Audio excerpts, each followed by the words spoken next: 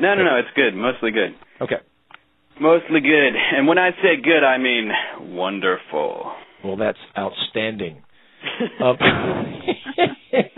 If there was ever a part for an edit, that would be the part for the edit. I think that was the best part of the show. That should be edited out. I think we should edit out we should edit me talking about it should be edited out as well as what the rest of the show should just be us talking about that moment. That's that's weird. Anyway, that's just too weird.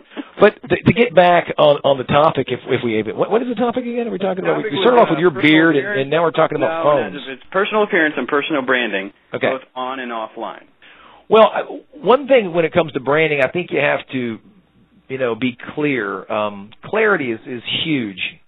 It doesn't matter how smart you are if nobody knows what you're talking about. Just knowing what you're talking about is, Warren Buffett and Britney Spears are the same IQ. It's not high and it's not a joke.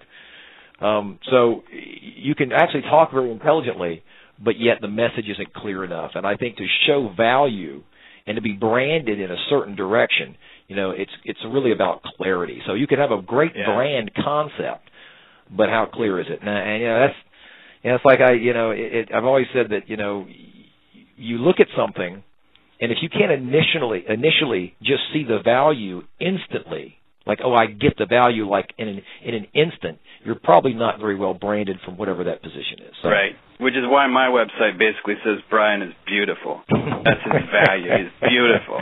He's adorable. Hire him for whatever. Well, I've got a few websites, and I think GarrisonWynn.com shows that this guy speaks at conventions, and here's a lot of video, and here are the topics. He talks on influence, and all this stuff. And then the WinSolutions.com is really more about training and at a deeper level, and change management is about change. So you try to keep it very very simple where people understand the concept. A lot of times people just don't know what the hell you're talking about, and that happens all the time. I mean, even though and even though all the pieces are there. So yeah, well, that's true for me too. I know I'm a great example of someone who's fundamentally kind of an expert, and so I think about things backwards. I think about things at a very deep level because I'm so profound. But because when I start trying to explain stuff, I start with like the third step, and then I have to go to the fourth step, and then I get back to the first step, which I've noticed from talking to you because, like I said before, mostly what you say tends to come out and make sense right away. My stuff, it's like by the time I'm done speaking, hopefully I made sense. And that's why I need to edit. It's very important for me to write and edit, and when I record things, I go back and listen to them, and I use advertisements to see what people respond to, and I use them, as a way to test to see, because I just don't feel like I think people are. Now I'm going big again. See, no, exactly I'm thinking that. So two products. One is Brian Carter Gets Deep into Social Media. The second is Brian Carter Live. Title: What the hell is this guy talking about? So, and right now I'm thinking we're talking about this, and people listening to this going, chaos pie, beards, what? What are these guys talking about? But I think if they've been listening all along, it's about making a first impression that's going to, really get you where you want to go. So Right. Yeah, with me they're going to be like, wow, we think he's smart. We don't know what he's talking about, but he sure is smart. And and then they're going to say, Garrison, I know exactly what he's talking about, but I don't think it's very good. I think it's it's very clear, but I'm not sure if he's clear that he has value, but that value is actually 0.1. There's a reason Brian's on the show, because Garrison is clear, but we don't know if it's good enough. And Brian is not. And then Garrison explains what Brian says, and then they talk about hair, mostly, basically. Half the show's been hair, really. Well, my hair has hair, as you said. But your hair has its own agenda. If people could see a photo of you, and I recommend you go take a look at a photo of Brian, He looks like he's got hair growing out of his hair. It sounds weird, but you have to see that. Hair growing out of the ends of his hair. It's like... Yes. I can't explain it. It doesn't look like he's wearing a wig. It looks like his hair has a wig. That's what I'm saying. My hair flies first class, and I fly coach. That's exactly right. And I need 2 beds in my bedroom, my hotel room, one for my hair and one for myself. Yeah, just check in and say that. I check in and say, I'd like a feather-free room, and every now and then you'll get a guy whose first language is not exactly English, and he doesn't know what you mean by that. And I say down. You want a free room? He goes, down? What do you mean by the down? You mean you want the room on the lower floor? No. no down. The down, no goose feathers. The goose, there's a goose. Like, listen, just give me the key. So, yeah. So. Well, we've definitely alienated all foreigners, all people who have beards, all people without hair, and all people who are unclear. Well, wait a second. Let's. You've done a good job. Hey, my business is failing. Guy's bald, bearded, unclear. From Egypt. All right. That's the problem. Now I've alienated Egypt. I'm sorry, Egypt. It was the first thing that came to mind, and I know very few people from Egypt, so I figured that I would get the least amount of flack from that. So if you are Egyptian, you built the pyramids, you're fantastic. I'm sorry. Forgive me. I did see a guy there whose hairline was just above his eyebrows. He had the lowest hairline.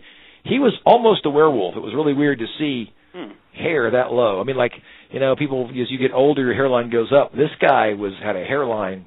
It's like his eyebrows were his hairline, if that makes any sense. Monobrow hair. Monobrow hair. I don't know. But here's the thing, and we need to say this, is that, but I want to say this, is that a lot of people who are just regular-looking folks, normal folks, are the ones that I see who are the most successful in business. I will tell you that, in being a beautiful, super good-looking person helps you to some degree. It does, I can tell you that. Oh, yeah, there's no doubt. Thank you, brother. I know it's true.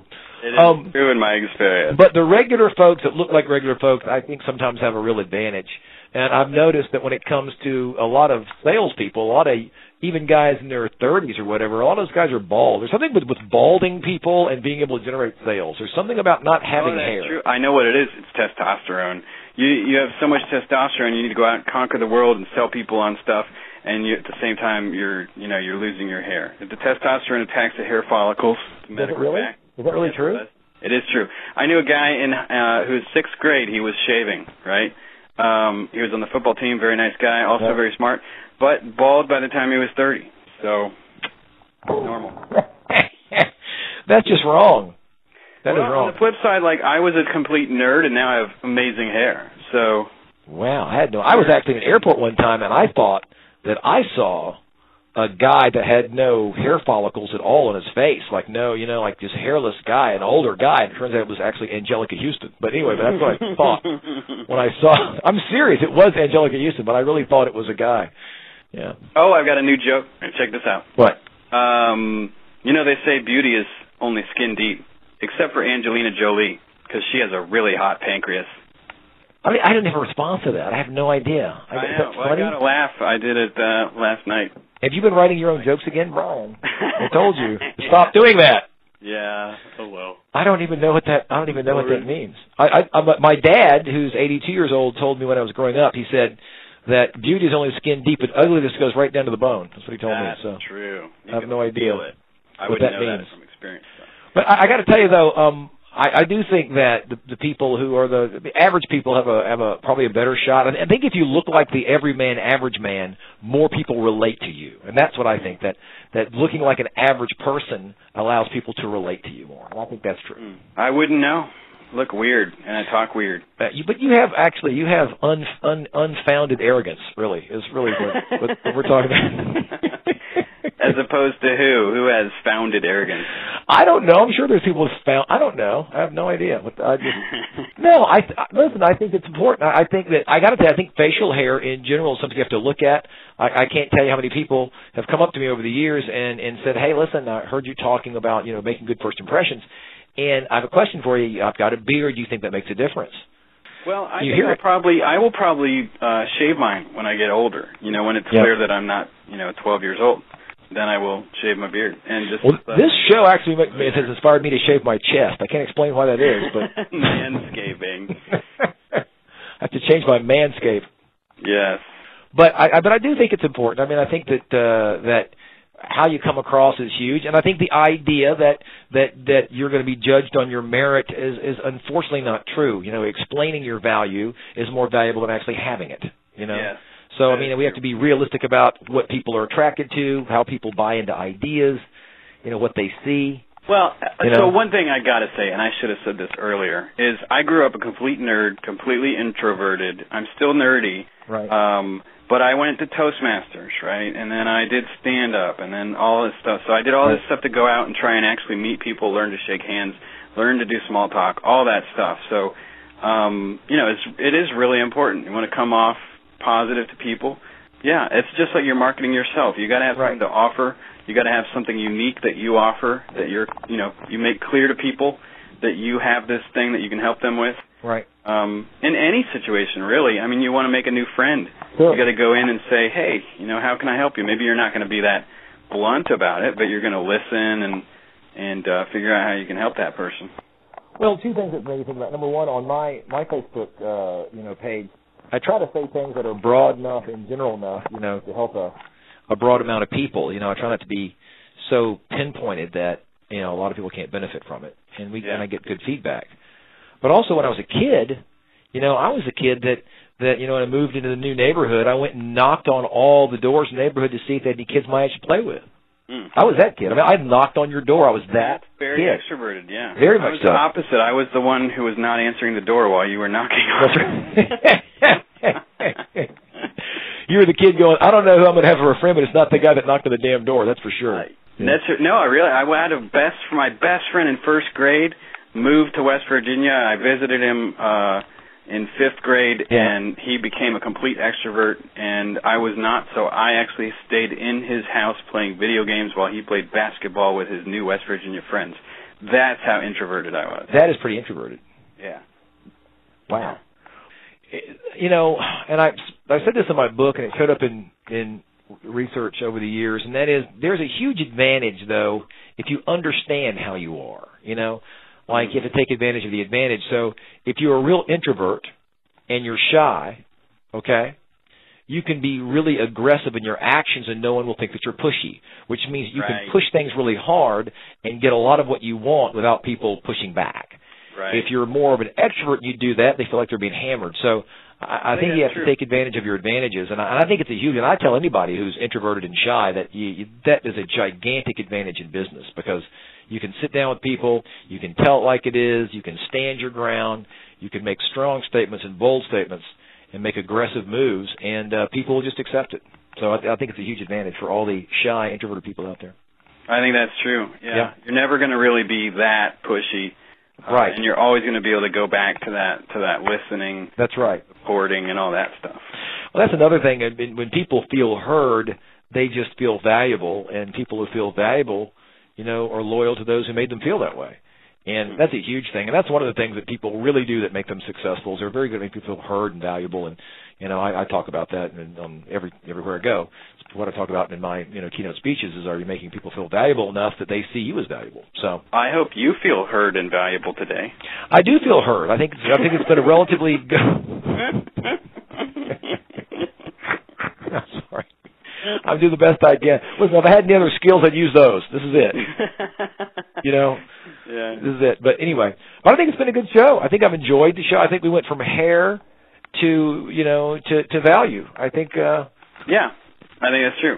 And I think we're better when we don't have any kind of outline, really. I think we're better when we just kind of wander around and blah blah blah. Never ever say that your show contains blah blah blah. Never say that. Like, really? It was this and blah blah blah. No, they actually said blah blah blah. That's what we know. Was blah blah blah. And I want to thank all the people out there for the great comments. We got lots of fantastic comments, so we appreciate it, and we'll keep doing the Chaos Pie thing.